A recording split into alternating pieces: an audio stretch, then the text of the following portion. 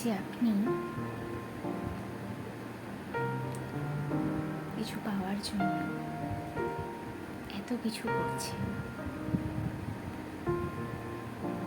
একটা সময় যেগুলো পাওয়ার জন্য আপনি প্রাণপণ কেঁদেছিলেন, অনেক কষ্ট করেছিলেন এরকম কিছু পাওয়ার জন্য, অনেক পরিশ্রম করেছিলেন, অফিসে সারাদিন ডিউটি করেছিলেন, তার সাথে ওটি করেছিলেন শুধুমাত্র কোনো একটা জিনিস কেনার জন্য, কারণ সেই জিনিসটা আপনার কাছে অনেক মূল্যবান ছিল।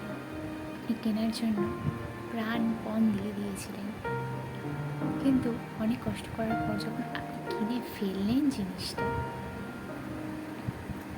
আস্তে আস্তে তাকে কি আপনি সেই গুরুত্ব দিয়েছেন যেটা তার আগে দিয়েছিলেন? দেয়নি তো, কারণ আমরা কেউ দিই না। কোনো কিছু পেয়ে যাওয়ার পর জিনিসগুলোর গুরুত্ব আমরা দিতে জানি না।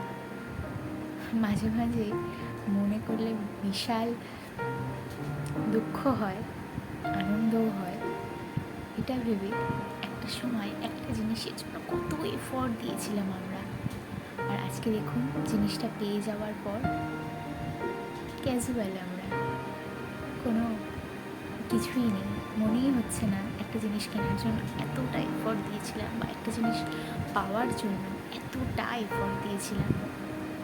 এটাই হয়, মানুষ কোনো কিছু পেয়ে গেলে তারপর আর তার মূল্য বোধহয় মানুষ দেয় না।